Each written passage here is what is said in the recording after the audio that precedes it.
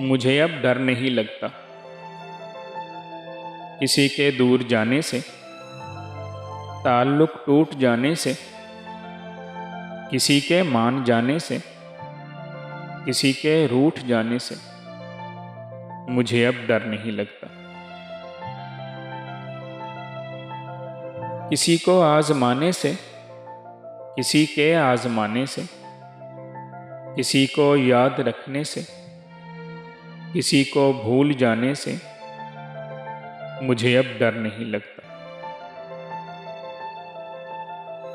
किसी को छोड़ देने से, किसी के छोड़ जाने से, न शम्मा को जलाने से, न शम्मा को बुझाने से मुझे अब डर नहीं लगता। अकेले मुस्कुराने से, कभी आंसू बहाने से, न इस सारे ज़माने से, हकीकत से फसाने से मुझे अब डर नहीं लगता। किसी की नारसाई से,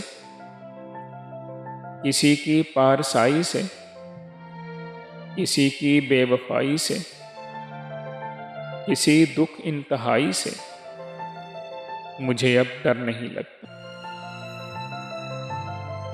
न तो इस पार रहने से, न तो उस पार रहने से, न अपनी जिंदगानी से, न एक दिन मौत आने से मुझे अब डर नहीं लगता। मुझे अब डर नहीं लगता।